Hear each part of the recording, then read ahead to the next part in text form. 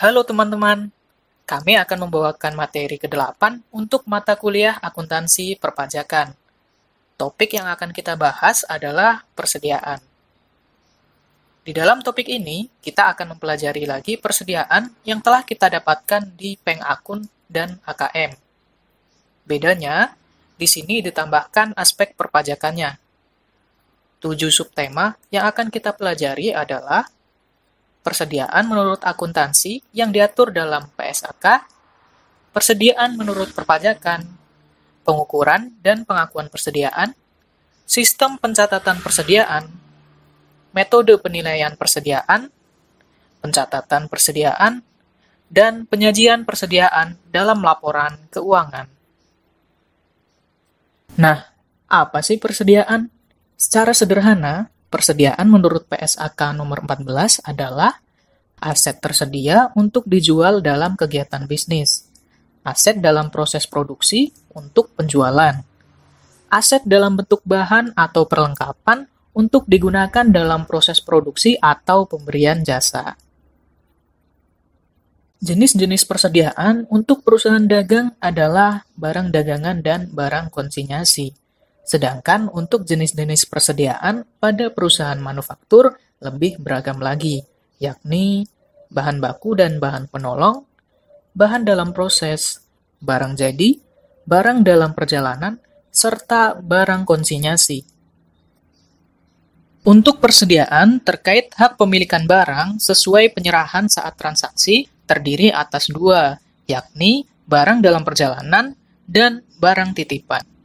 Barang dalam perjalanan ini tergantung klausul perjanjiannya. Apabila menerapkan FOB shipping point, maka barang sudah dianggap milik pembeli meskipun barang tersebut belum sampai di gudang pembeli.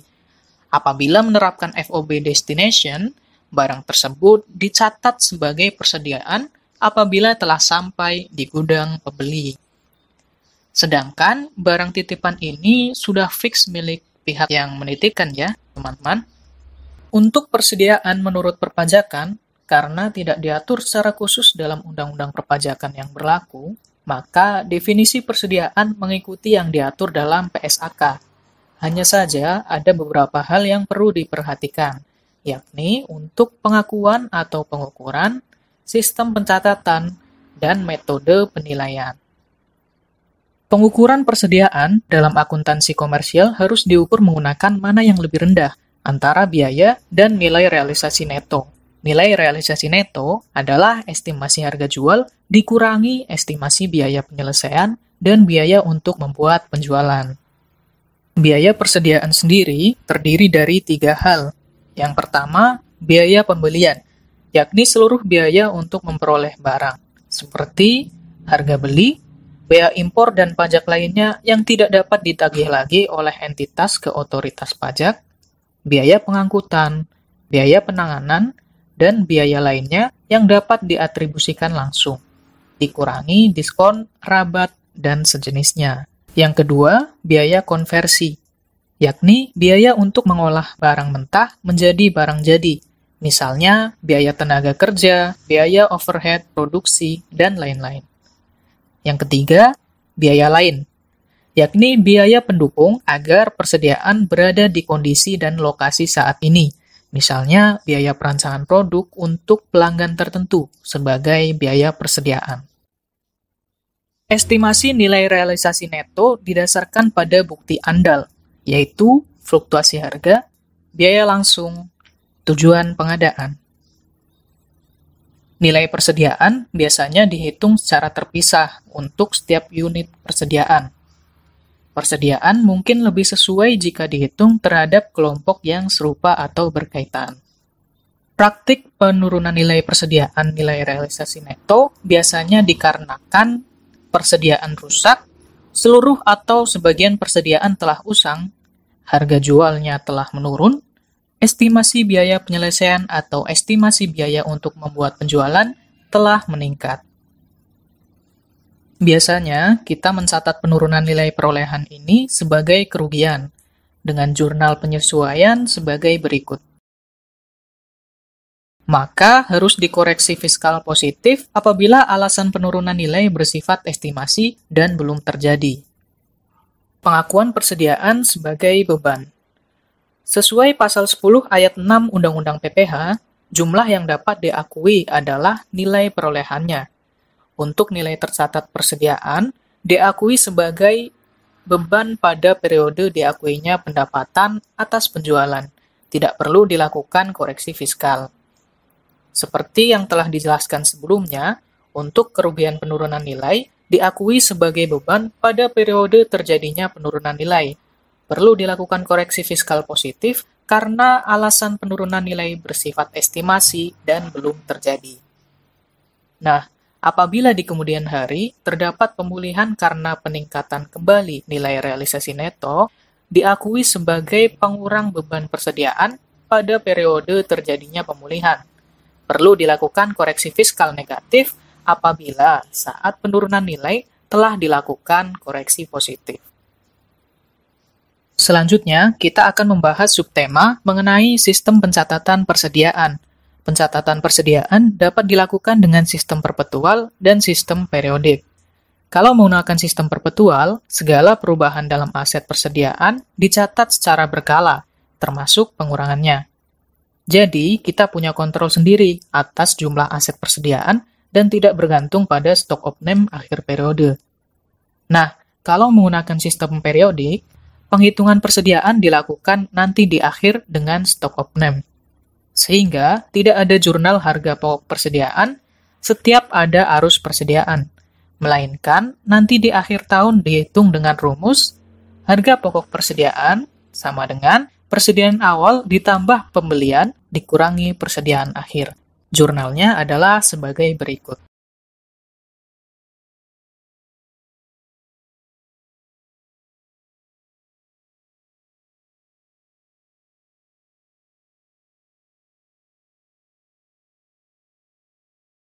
Metode penilaian persediaan.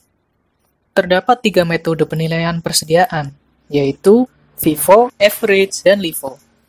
Namun, dalam PSAK dan ketentuan perpajakan, metode LIFO tidak diperbolehkan karena tidak sesuai dengan konsep fair value dan kurang mencerminkan pergerakan persediaan. Penilaian persediaan menggunakan identifikasi khusus apabila persediaan yang tidak dapat ditukar dengan persediaan lain dan barang atau jasa yang dihasilkan dipisahkan untuk kegiatan tertentu. Contoh penerapan metode FIFO. Persediaan yang pertama kali masuk akan dijual terlebih dahulu.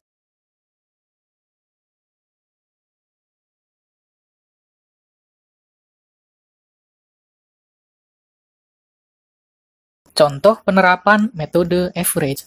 Metode average membagi antara biaya barang yang tersedia untuk dijual dengan jumlah unit.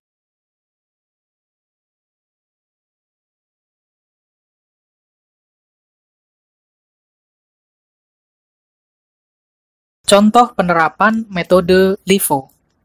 Unit yang dijual pertama adalah unit persediaan yang terakhir masuk ke gudang.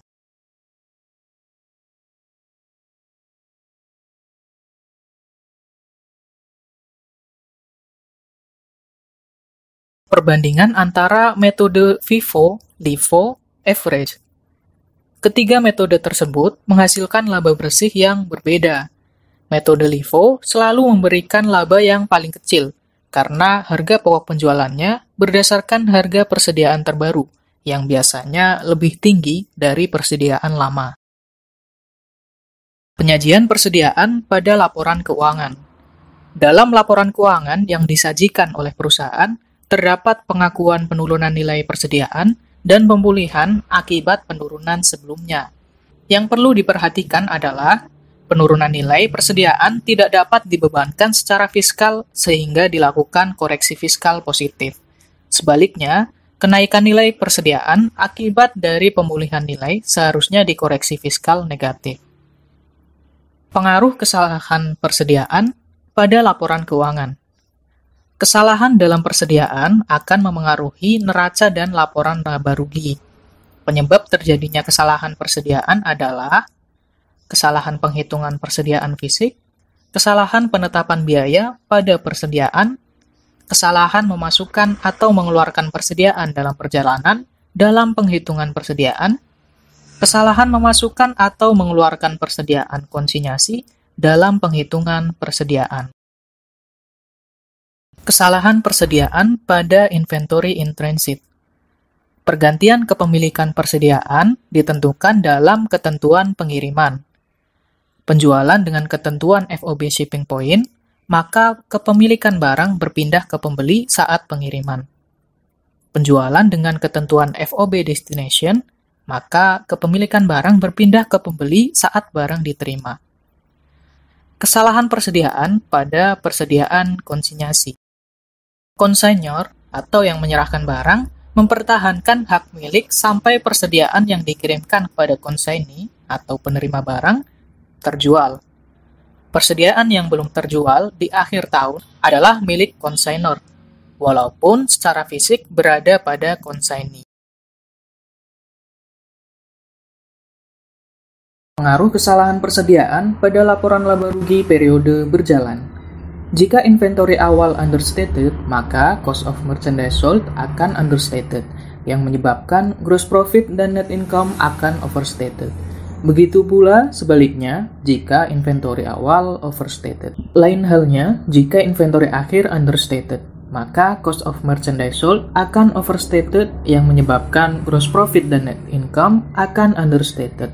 Dan begitu pula sebaliknya jika inventory akhir overstated. Pengaruh kesalahan persediaan pada laporan laba rugi dalam 2 tahun. Efek bersih yang disebabkan kesalahan persediaan pada laporan laba rugi dalam 2 tahun adalah 0. Kesalahan persediaan membalikkan atau membatalkan, sehingga pendapatan bersih gabungan selama 2 tahun menjadi sesuai dengan keadaan tidak terjadi kesalahan persediaan. Pengaruh kesalahan persediaan pada neraca periode berjalan. Jika inventory akhir understated, maka merchandise inventory, current asset, total asset, dan owner's equity pada neraca juga akan understated. Dan begitu pun sebaliknya, jika inventory akhir understated. Isu perpajakan terkait inventory.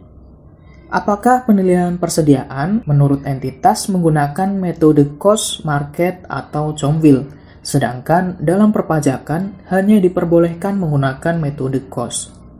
Untuk biaya persediaan, apakah entitas menggunakan metode FIFO, LIFO, atau average? Sedangkan dalam perpajakan hanya diperbolehkan menggunakan FIFO atau average. Penentuan harga perolehan atau harga penjualan. Dalam hal terjadi jual beli harta, jika tidak dipengaruhi hubungan istimewa, maka harga perolehan atau harga penjualannya adalah jumlah sesungguhnya dikeluarkan atau diterima. Jika dipengaruhi hubungan istimewa, maka harga perolehan atau harga penjualannya adalah jumlah yang seharusnya dikeluarkan atau diterima. Dalam hal tukar-menukar, harga perolehan atau harga penjualan adalah jumlah yang seharusnya dikeluarkan atau diterima. Dalam rangka likuidasi, penggabungan, peleburan, pemekaran, pemecahan, atau pengambil alihan usaha adalah jumlah yang seharusnya dikeluarkan atau diterima berdasarkan harga pasar kecuali ditetapkan lain oleh Menteri Keuangan.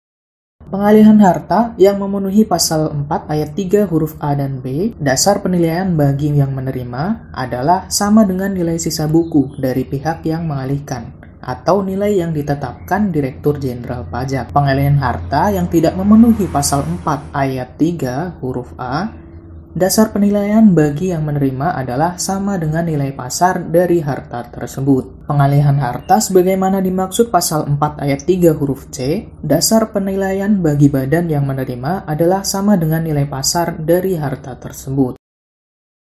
Persediaan dan pemakaian untuk penghitungan harga pokok adalah dinilai berdasarkan harga perolehan yang dilakukan secara rata-rata atau mendahulukan persediaan yang diperoleh pertama. Contoh penentuan nilai perolehan. Terjadi pertukaran harta antara PTA dan PTB. Dalam pertukaran ini tidak terdapat realisasi pembayaran. Harga pasar harta tersebut adalah 20 juta rupiah dan nilai sisa buku masing-masing adalah 10 juta dan 12 juta rupiah. Berdasarkan pasal 10 ayat 2 Undang-Undang PPH, maka nilai perolehan atau nilai penjualan adalah 20 juta rupiah berdasarkan harga pasar. Selisih antara harga pasar dengan nilai sisa buku harta merupakan keuntungan yang dikenakan pajak. Keuntungan PTA adalah 10 juta rupiah, sedangkan keuntungan PTB adalah 8 juta rupiah. PTA dan PTB melakukan peleburan dan membentuk badan baru, yaitu PTC. Nilai sisa buku dan harga pasar harta dari kedua badan tersebut adalah sebagai berikut. Berdasarkan pasal 10 ayat 3 Undang-Undang PPH, penilaian harta yang diserahkan oleh PTA dan PTB dalam rangka peleburan menjadi PTC adalah harga pasar. Dengan demikian, PTC membukukan semua harta tersebut dengan nilai 750 juta rupiah. Keuntungan PTA adalah 100 juta rupiah, sedangkan keuntungan PTB adalah 150 juta rupiah. Dalam menyelaraskan dengan kebijakan di bidang sosial, ekonomi, investasi, moneter, Menteri Keuangan dapat menetapkan nilai lain selain harga pasar, yaitu atas dasar nilai sisa buku, atau pooling of interest. Dalam hal demikian, PTC membukukan penerimaan harta dari PTA dan PTB sebesar 500 juta rupiah. WPX menyerahkan 20 unit mesin bubut yang nilai bukunya 25 juta rupiah kepada PTY sebagai pengganti penyertaan sahamnya dengan nilai nominal 20 juta rupiah. Harga pasar mesin bubut tersebut adalah 40 juta rupiah. Berdasarkan pasal 10 ayat 5 Undang-Undang PPH, PTY mencatat mesin bubut sebagai aktiva sebesar harga pasar, yaitu 40 juta rupiah. Selisih antara nominal saham dengan nilai pasar harta dibukukan sebagai agio, yaitu sebesar 20 juta rupiah. Dan bagi WPX, keuntungannya adalah 15 juta rupiah. Demikian pemaparan materi persediaan dari kelompok kami. Kelompok 2, kelas 502 D3 Pajak Alih Program. Apabila terdapat kesalahan kata, kami mohon maaf. Atas perhatian yang telah teman-teman berikan, kami ucapkan terima kasih.